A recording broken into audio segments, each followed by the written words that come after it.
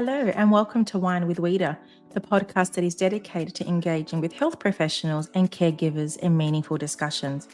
I'm your host, Rita Shamoon, or as my clients call me, Wita. I'm a pediatric speech pathologist, and I am so excited to have you here. Each week, we deep dive into connecting you with caregivers and healthcare professionals, sharing their insights, stories, and key takeaways to help you with your child's diagnosis and your journey. Whether you are a parent, healthcare professional, a lifetime learner, or simply a wine enthusiast, you're in the right place. So let's sit back and relax and enjoy today's episode.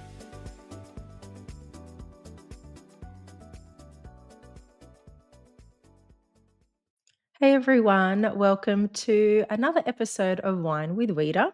So today I have a wonderful guest by the name of Connor Bailey. Now I met Connor about 2 months ago. I actually hijacked him at the SwimCon conference when he won an award. I just was so amazed by how much an individual succeeded, and I just had to bring him on the podcast of Wine with Wita. So welcome to Wine with Wita, Connor. Thank you. Thank you for having me. I'm very excited. Yeah, it's really exciting to have you here. Now, Connor, I met you, as I said earlier, I met you at the SwimCon conference where I presented a speech pathology presentation to all swim school teachers and coaches over the weekend. But please tell everybody how amazing you were that weekend and what did you achieve? So that weekend, I was able to take my first sort of step into presenting, and I did a couple of panels. One of those panels was a bit of a surprise panel. Didn't quite realize that one until sort of the day. So the panel I took part in was the tips and tricks that they don't teach you. So the experience you learn as a teacher in swimming. And then my next panel, which was the Saturday, was on disability inclusion and what it looks like in our workplace. And then on that Saturday night, I found out I had won the Learners with Disability Australian Teacher of the Year award. Wow, wow. Now, this is my part. I didn't actually introduce your title and who you are. So let me just say Connor Bailey is a facility manager and senior teacher at the Darren Lang Swimming Academy at Toowoomba. And also, Connor has been diagnosed with autism from the age of 4. So, yes, he did win the Swim School Teacher Award with Disability at the SwimCon conference. And I think that is beyond remarkable that someone with such challenges that he experienced as a child to succeed an amazing award and to also represent that you can do anything. You don't need to be defined by your disability. So, Connor, please tell me about who you are and what you do in more detail, but also how you went into this field. Yeah, definitely. So I sort of fell into the aquatics industry, really. So I was a jackaroo for quite a while beforehand. So I would work on farms. I worked with animals, specifically cattle.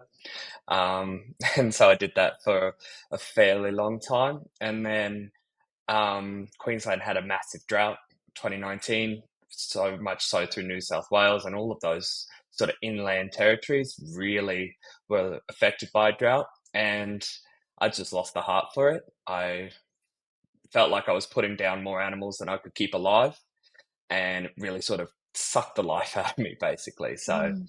I knew for my own mental health, I had to sort of get out and do something different. And then the local town where I was living was hiring for a duty supervisor position at the local pool. And I thought, I like swimming, I'll start there. And so I got hired by this wonderful manager named Dutchy, we called him. Very, very lovely man.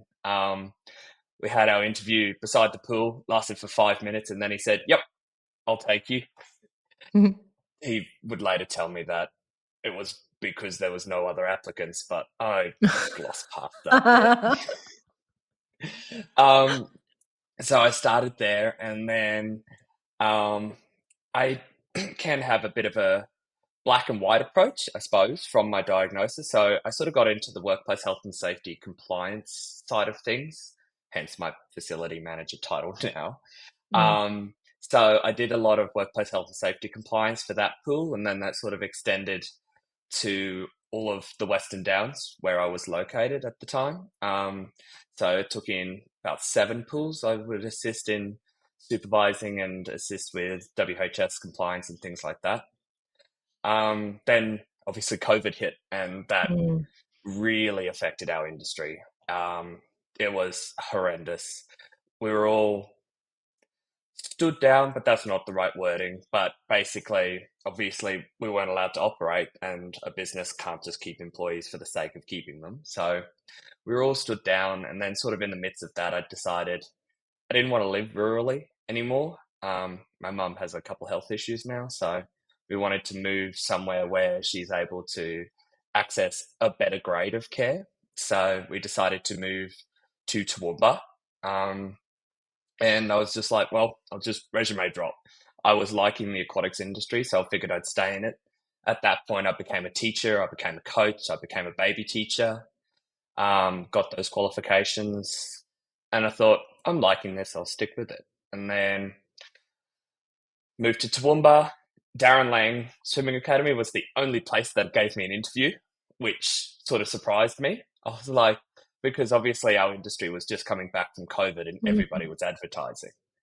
But I suppose in hindsight, it was good that they were the only ones who gave me an interview because obviously I'm now 4.5 years later still with them. So I started off as a learn to swim teacher because that's the position they were hiring for, and then just slowly grew from there. So Darren noticed that I did have a head for workplace health and safety compliance and rules and regulations. So I quickly ended up turning into what we called the facility leader. So that position, a little less responsibility than facility manager. I was just responsible for making sure the pools were balanced, ordering chemicals, that sort of thing, ensuring compliance. And then after a while, I was doing some good teaching with my teaching. I was learn to swim. I did squads. I got my learners with disability qualification, and I'd been through some really intense training with DLSA because we do a lot of intense training. Um, and I got the promotion to become a senior teacher with them and then the facilities manager. So now my role sort of encompasses assisting in training a team of 40 teachers and then managing my own team of facility personnel. So there's about 20 personnel in that team that we use to keep facilities maintained, cleaned, balanced, all of that sort of thing. So that's sort of how my role has morphed over the years. What a story. Wow. To go from just that simple application where you had that side interview by the side of the pool to this stellar career in swimming. How amazing is that? Well, congratulations. That's an amazing Thank achievement. you. Connor, I wanted now to talk about your experiences in your childhood with your diagnosis. So, you've mentioned that you Mm. were diagnosed with autism at the age of 4. You wouldn't recall at that time, but let's talk about your experiences that you had as a child and also in your adolescence. Yeah, definitely. So I was the first child diagnosed with, at the time, it was called Asperger's syndrome in central Queensland, which is where I grew up. Mm. So I was, for lack of better words, a bit of a test dummy for the OTs and the psychologists and psychiatrists up there. It's like, ooh, we get to try all of the sort of Asperger's strategies on this child. Yay. Which was probably a bit of a blessing and a bit of a curse as well. So, my mum, single mum, she was raising me and my siblings. And yes, it was definitely hard for her. But because I was the first, she got a lot of access to services because they were like trial services. Mm. Um, However, because the knowledge of Asperger's syndrome, they sort of hadn't realized it was a spectrum quite yet at that point, or really sort of seen the implementation of it. So, like, my mum was told I wouldn't be able to communicate effectively. I wouldn't be able to be Mm. independent. I wouldn't be able to function. I'd have meltdowns. I would not be able to contribute to society in any significant way. Things like that. And that attitude sort of continued on into schooling. Now, one thing about my mum, she is a fierce woman. If she wants something done, she does it. And so she is like, my child will not be like that. My child will be a functioning member of society. And I do credit a lot of my sort of being able to function to my mother. Um, she is a force of nature. So before she had children, she was very career focused. So she was a Marriott hotel manager. She had a five-star hotel over in England that she managed. So that sort of gives you a bit of an idea of her personality. She had Very a social. massive hotel. Oh, she was a force to be reckoned with, and still is. I might be an adult now, but better still listen to my mother. Yeah. Um, They say so, parents mm, of special needs kids, they're like warriors because they have to fight the battle that their children can't fight and the endless mm, advocacy. But like what you said, she's a force to be reckoned with. And yes, all special needs parents are forces to be reckoned with because nobody comes between them and their children and what their oh, child deserves, in 100%. particular, fitting in Mm, society. I wanted to interrupt you. mm. You said you were the first person to be diagnosed in your community. How big, or what was the population? So Central Queensland sort of takes into account, it's sort of Rockhampton area if you're looking on a Mhm, map. okay. So Mm, Rockhampton, Gladstone, Yeppoon, sort of, I think off the top of my head, all the way up to Mackay. So it's sort of like a massive area. So if you sort of think about where we were on the Sunshine Coast for swim conference, we call that mm, Sunshine Coast. And then if you go mm. up a little bit, you've got the Central Coast, and then up a Yeah, little bit yeah, yeah, further, yeah. you've got the North Coast. So, sort of Mhm. in between Sunny Coast and basically, I'm pretty sure Townsville is where they start classing North Queensland, I think. So, sort Yeah. of that I'm not very good with area. geography, so I'm just going off what you tell Nor, me. nor am I. So, blind leading the blind on that So one. just up But north yes. coast, up the north coast of Queensland, and it's a small population, hence why you not many people were diagnosed with Asperger's syndrome. And Mm, then you said you were like a guinea pig. People were trialing different therapy approaches. I find that really interesting because how long ago was that? That you said you're 25 now, so over 20 years correct. Yes. ago. Yeah, so that's Mm, that's when the idea of autism on a spectrum was still uncertain, mm, and now even it's categorized into different levels. We no longer use the term Asperger's or high functioning autism. It's just level one or to mm. level two or three. Um, what was that? Not that you. I'm not sure if you remember. What was that experience like when you had the psychs and the OTs? When you say trialing, To what be did they do? honest, to be honest, I don't have too many memories of back then. Um, Big words, probably like it was a traumatic experience, is mainly what I remember. So, like, my mum used to have to drag me kicking and screaming to these appointments just because the one clear memory I have was they wanted me to answer things about my emotions. And as you would know, Mm. emotions, gross. Like, Yeah. I can easily identify big feelings like anger, happiness. Like, those emotions are very easy for me to identify.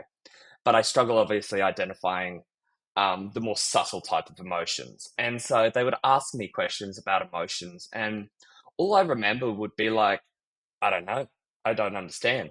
And it would just be, they would just keep pushing and pushing and pushing. And it's like, that's not the answer we want. Try again. And it's like, I don't know what else you want me to say. Like, I don't know. And so I feel like I've just blocked a lot of those memories, if I'm Mm, honest, mm. just See how you because. said you felt like it was a Mhm, traumatic experience that the therapists were continually bombarding you with answer this emotion, answer this emotion. Did your mum ever mm. provide feedback to the therapist and say, my son's not happy, he's not responding to treatment, he actually hates attending? Did that conversation ever happen, if you recall? I don't quite know, but I really think she would have. But also, she was doing her best to obviously try and follow the guidance provided by them. And a lot of people do that because these are experts that we refer to Mm, in their field. So, um, I feel at the time, obviously, it was still a new thing.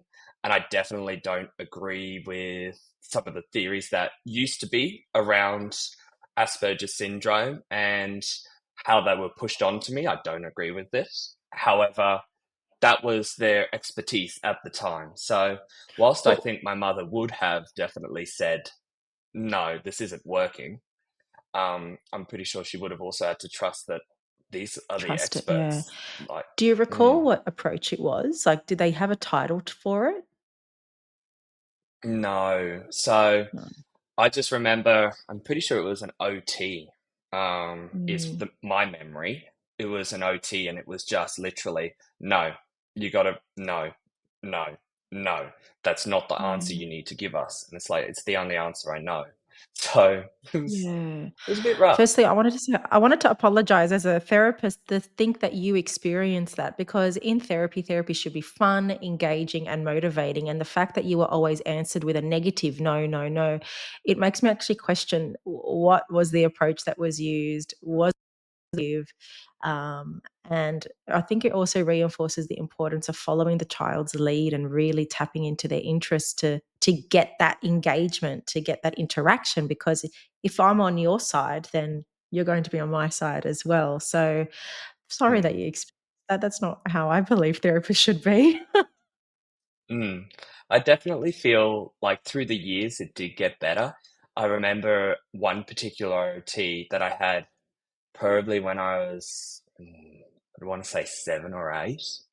Mm, She was amazing. So she, exactly what you said, she provided support. She came out to our house. She sort of worked with me. So that was a much better experience later on. However, in those mm. sort of fledgling years, I don't feel like it was a very good experience, but I don't have much specific memories Yeah. Yeah. of that time. Now, how did you find school, learning at school, and trying to make friends in the school environment? Oh, that's another area that I try to block from my memory. So I was classed Are as you comfortable just talking about it the, now? yeah, that's fine. Yeah. Okay. I Mm. was classed as like the nuisance child, basically. So, Mm. and when I would get overstimulated or upset, I would get violent, was my go-to as a child. So, like, I had very dismissive teachers. Probably throughout sort of like my learning, I can only really think of two teachers who were really amazing with me. And that was probably like in grade 1 and grade 3. All my other teachers were um, very dismissive and it was not fun. And also, I grew up in a town called Yeppoon, so it's not the biggest town. Mm. And because I was born in the UK, so we moved over here when I was 3, and I was in a small Australian country town when I don't process things normally anyway, but I also had a very heavy Queen's English accent. So I was also different in that way too. So it didn't Mm. help that I sounded different to all of the other kids in the school because they were all Australian. And then the second thing was I didn't process anything like how they thought. And it was very much a pick on the kid. So I had a few friends. Once, sort of, ooh, towards mm, grade 2, I would say, grade 3, something like that. Again, around when I was like 7. Um, my mum sort of started studying the Bible and things like that. So we we sort of became religious, and I met a lot of friends, and I still have those friends today through that sort of avenue there. So that was probably a really good thing for me. But in a school Mm. environment, it got to the point where at grade 4, um, the principal of the school said, "You probably need to homeschool your child," to my mother. Wow. Now, this principal, she was lovely in the way that she said it. She acknowledged that I don't have the staff who are able to actually support your child correctly. And I don't want to continue having him go through these issues at school when I know my staff can't deal with them and they're Mm. not going to be able to teach him the way he deserves to be taught. Oh, see, I'm a school teacher, not a school teacher. I'm a swim Yeah. teacher. It's But okay, yeah, you heard me so stutter earlier, so it's like a speech pathologist stuttering, so what how ironic is that? It's okay, yes. that's what makes this Uh, so authentic and real, mistakes. mm. So after that, I was basically schooled at home for the rest of Yeah. my schooling days. That's actually that's really good. Like I would say, it's great that the principal identified that there is a need for support and they cannot offer it. Did they suggest going to another school in another town that has, say, access to more support, or because of the diagnosis, there wasn't enough funding to help other children with similar Mm. concerns? The closest town would have been Rockhampton, which is a 35-40 minute drive from Yeppoon, Yeah. and Okay. it would have been a similar outcome. It's not a financially well off town, Yeah. so I doubt the funding would have been there anyway for that. Mm. So mum felt it was just easier to go with a homeschooling option. So she started homeschooling you from year 4 up until what age? Grade 12. To year So 12. Wow. yes, all the way Wow, through. Connor. So that's a whole experience. Talk to me about that. Because so you were in an environment for, say, 5 years of your life where you were dismissed, you were considered a nuisance, you didn't make as many friends in that school environment, to then learning pretty much by yourself with mum. Were you able to you had this church friends, were there any other circle of friends that you could have access to? Yeah, so with the homeschooling, we actually had a teacher. Mhm. We would do almost what Zoom sessions are now. When I first Mm. started, it was over the phone, Yeah. and we'd have our learning materials or our laptops, well, not even laptops, computers, Computers, yeah. and we would be sort of learning in that sort of environment. Then you went to a sort of internet-based, almost Zoom platform, where we would have teachers and we would have a class, and the teachers would then teach via this online platform. And then mum was basically my teacher's aide almost at home. So Mm. the teacher themselves were responsible for my education, and then my mum was basically responsible to assist me. But I also had other assistance measures as well. They were amazing with assisting mum and sort of talking with mum. Um, the support that was given from them was great for her. Mm, mm. If you were to tell the teachers, if you were to meet those teachers again, what would you say to them? Oof. Mm. I don't hold it against them. It was just ignorance and it wasn't their fault either. Like, I had very old school country teachers. So these guys Mm, didn't have exposure to diverse learning. My behaviors were just dismissed as naughty mm, because I wasn't listening to them. And in their mind, if they're not sitting down and listening, they're being naughty. So I wouldn't hold a grudge against them. Firmly believe in not holding any grudges and forgiving people. So for me, it would just be politely saying, well, you said all these things about I wouldn't amount to anything. I wouldn't be able to do anything. Um, and now look where I am. I hope you can sort of mm. think about that. Yeah, yeah.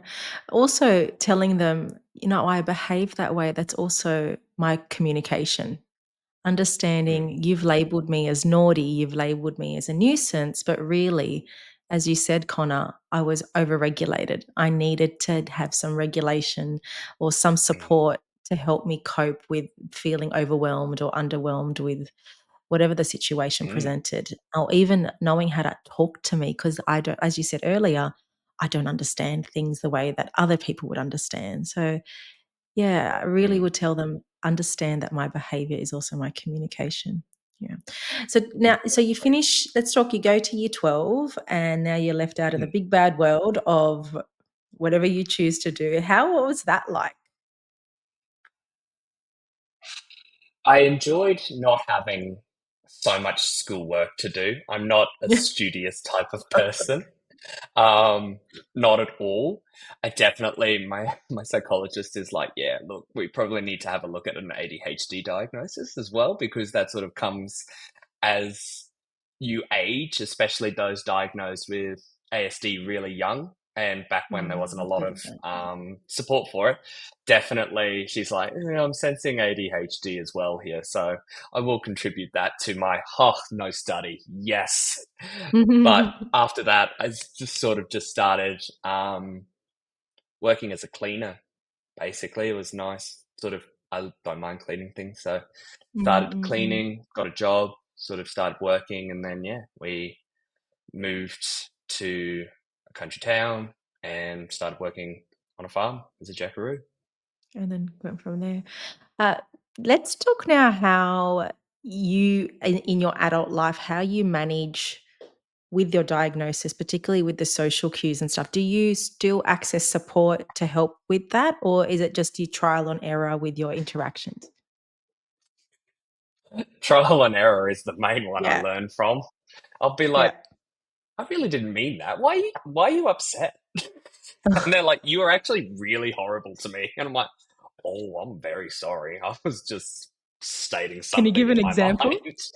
Has this happened um, recently? yes. So I just factually stated to a teacher that I'm like, I can't even remember how I phrased it, but it was basically along the lines of that wasn't a very good teaching strategy you used for that child. And in all honesty, I probably should have been a little bit more constructive, but my brain was just in a million different ways. And I Mm, knew that I needed to quickly chat with that teacher because that teacher doesn't do well with um, not correction, but feedback after the mm, fact. Like, mm, really just doesn't compute because she's like, it's been and gone. So I needed to chat to her then. And I said mm. this, and she looked at me just horrified. And I'm like, are you okay? And she's like, that was really rude. And I'm like, I'm really, really sorry. Like, I did not mean to be rude at all. It's just information. And that was my brain. Then my Mm, manager mm. of college, she just goes, oh, really? I actually really like how you can recognize how people can misinterpret your cues, where you have a message, this is what I'm thinking, but other people can interpret it as you being rude or dismissive or other negative emotions. But I love that you can now recognize how other people can react and repair that rather than Mm. letting it go. I think it's a big thing that my mum always taught me, and I now definitely have that as well, is my diagnosis is a reason I can't do something, but not an excuse. So, Mhm. and I'm very big in, I say this to my students. It, they'll be like, oh, I can't listen because I have ADHD. I'm like, you're using that as an excuse. Trust me, I get you. I am the exact same. There is a reason that sometimes 100% you can't listen. 100% you might be overstimulated, and there is no way you're listening to me say, blow your bubbles in the water. But Mm. you can't just use that as your go to excuse. There needs to be some form of effort if you want to get better and improve.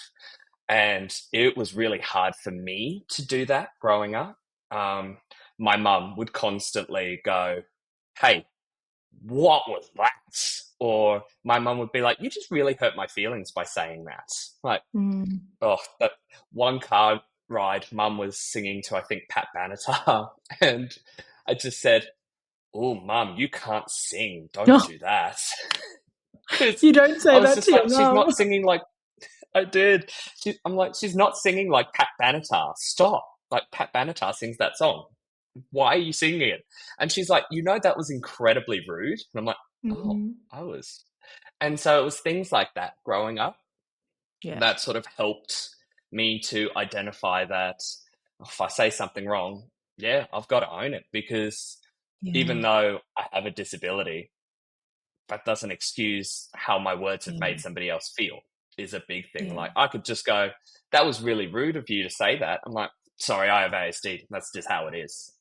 Mm, How is that going to mm, get you sort of anywhere in life or build connections? Or how is that going to make you sound like a professional person? How is that going to make you be able to be employable? This is a very big thing that I have is like, I'm open about my disability. Everybody I work with and everybody I know knows I have a disability, but I rarely, if ever, use it as an excuse for my behavior because it might just be easier to take that way out. Uh, mm, mm, just don't agree mm. with that. I like how you frame that just because you have a disability isn't an excuse for you to limit yourself. Because if you don't Mm, test yourself with how far you can go, you don't know what capabilities you can achieve. And I think that's wonderful that you can teach children that. I know it's just only in swimming, but the fact that you reinforce that in a regular environment that they're in, they can then hopefully generalize that to everyday other activities such as their schooling. I find swimming is such an easily overstimulating environment, and it is a Mm, scary environment. That's sort of like the lessons taught in swimming, especially to neurodiverse children. I don't know. It's almost like they absorb information a lot better in that sort of high stress, overstimulating environment for whatever mm, reason. So I have students who I've been teaching for years now, and even their parents are like, they are so much better at their coordination. That's not me, that's swimming. Swimming just helps with coordination, mm, especially mm, neurodiverse mm. children who can have coordination Yeah. issues. Yeah, yeah, they But they're can. so much better in regulating their emotions because they swim. So it'll be things like, no, you don't speak to me like that. How about you go under the water and just scream? That way you're not screaming at me, Mm, but you have an outlet. And it's teaching them that no, you can't behave that way to me, but I'll provide them an outlet. And mm, it's sort of like they build that really tight, trusting relationship because I'm responsible for their life in that water. Most mm, of these guys that I've taken on, neurodiverse children, they are petrified of the water because of how overstimulating it is. mm, I then become their safe person in that water, and basically anything I say is truth. Like they accept it without question. Although some of my ODD children still still fight me on things, but yeah. Yeah. I am their safe person, and if I tell them something, then most of the time they take it at face value and they start learning from it. So I'm very careful with what I say and how I teach it, because Mm, if you are a child safe person, they are going to mirror your behaviors. They are going to be like, that's a person who I think is a safe person. So I want to be like that person because they struggle to identify their own self. So they mirror mm, constantly, mm. as you would know. Yeah, So yeah, they do. even if they're going to mirror my personality, I want them to mirror something that will improve them and they can go, oh, that makes me feel so much better if I do that. Mm, mm. Connor, do you feel the reason why you're so successful in this role is because you feel you embody the person that you needed as a young child, and therefore you can be that person for these kids? I definitely feel so. Yes. I'm very much, I wish more people treated me the way that I treat people now. It has given me that clarity to go, I know exactly what not to do. Like the how stressful and traumatic it was growing up, I know exactly what not to do. And so Mm, now it's just finding out what to do. Now, there is some strategies that work but are not nice for the mm, child. So, for an example of that is in swimming, I let them have a meltdown in the water. mm. So, a big thing As long is as they're safe, swimming is though. stressful. As long as they're safe, yes, Yeah, yeah, yeah, 100%. yeah, yeah. Um, but you can't avoid the meltdowns. And if you do, your child is not going to be able to function if they don't Mm, learn how to regulate and work through their emotions. So, a big thing is whenever I would have a meltdown, I was naughty, I was disruptive, I was loud, I was aggressive. All of these really negative behaviors, whereas it was just, I was overstimulated. I was done. No one was supporting me.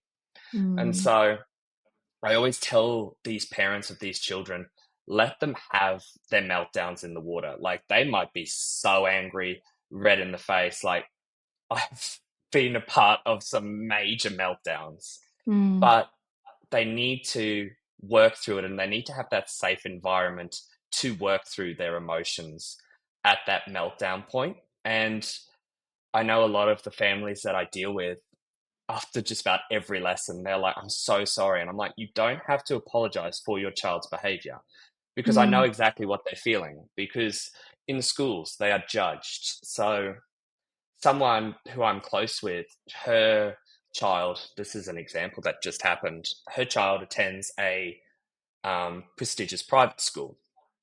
And he's just undergone a formal diagnosis and everything. And um, he failed a maths exam. And so she goes, we'd organized learning support. What's going on? And the school came back and blamed him for it, for him oh failing the exam. no. So they said he was late to school, he was late to his learner support classes, and then he just didn't focus. And it's like the whole point is for you to be supporting him. So realistically, he shouldn't be failing. Why is he failing? Mm, And that's just a small example of what these parents have to deal with. They have to deal with schools and professionals, I say, because we take our children to these teachers to be taught, to mm, have the foundation built for these children moving forward into life. As teachers of anything, we have an amazingly insane job of we are impressing upon these children the skills that they'll have for the rest of their life. And yeah. so there is that. Well, I take my child to you, you're the expert, and you're telling me my child's the issue? Is my child the issue? Mm, That's what this mum said. She's like, it literally had me questioning, is my child the issue? And she's like, I should never have to question if my child is an issue. My child is a unique individual. My child deserves support. And that's mm, just a mm, tiny example of what all of these parents go through day to day. And so when they finally, in my mind, when they finally find a teacher who allows their child to be themselves and have that safe environment, they're sort of bracing, going, oh, when's he going to say my child can't swim any longer? Or, oh, mm, my child accidentally hit him in the face. Oh, I'm going to get in trouble. My child, he's going to be angry at my child. Like those sort of emotions sort of well up. And it's really actually quite saddening to go, yeah. You're saying that to me. Like, I know this is a part of my job. I wouldn't have taken this job if I wasn't prepared to deal with the meltdowns, if I wasn't prepared to deal with the children being the way the children are. If Yeah. if I get angry at how children are, I shouldn't be in this industry. It's Yeah, as yeah, simple as that. If yeah. I don't have the Simple as patience to that. deal with children as children are, I shouldn't be working as a Yeah, teacher, absolutely. in my personal opinion.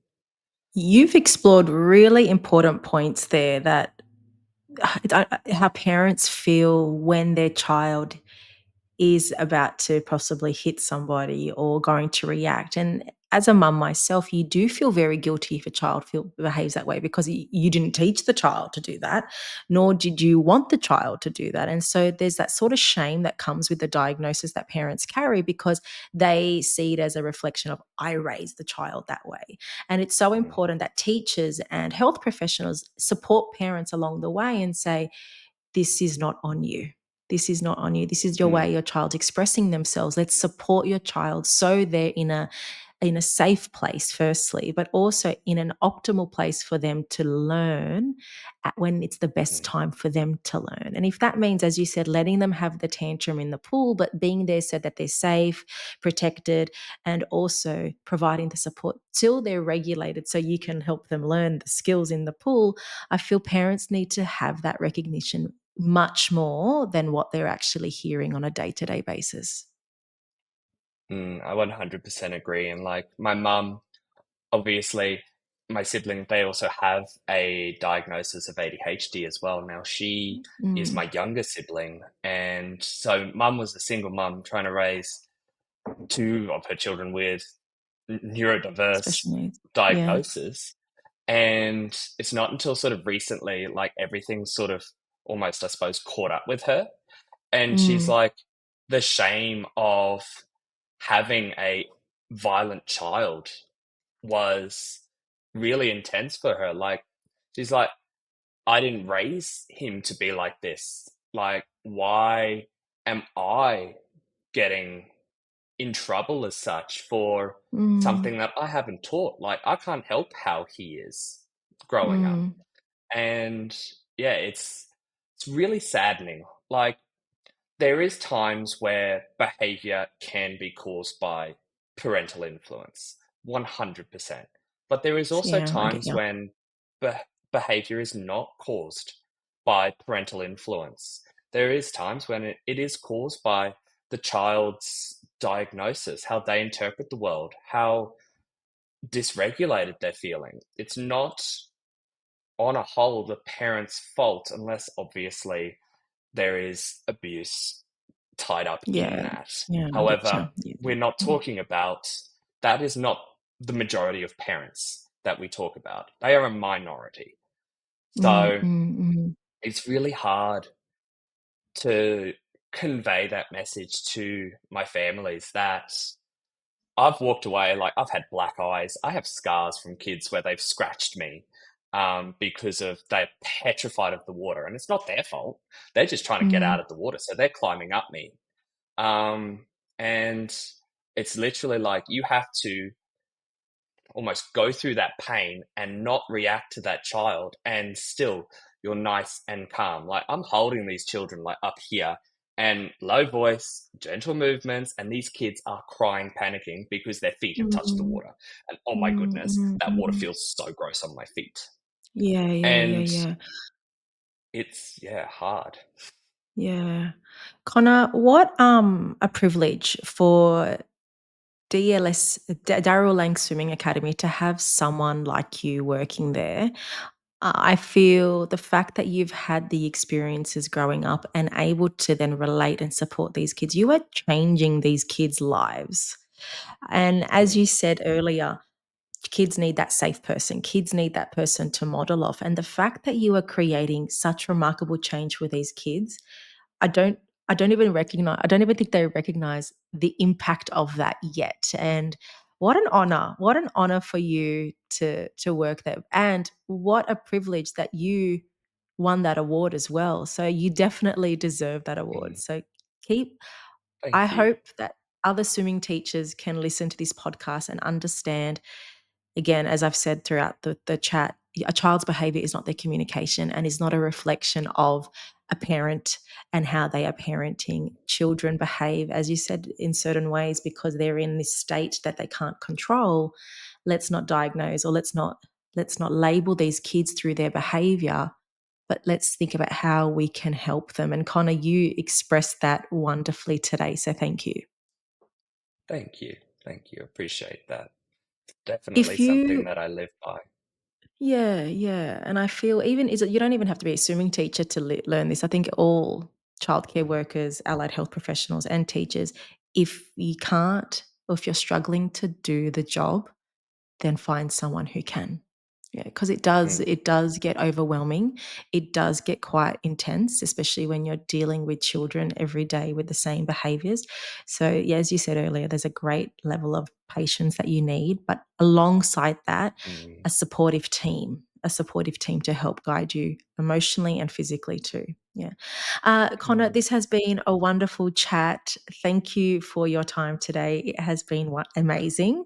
Now, I ask all my guests before the end of the episode, if you were to apply one word today to be a better version of yourself tomorrow, what would you say?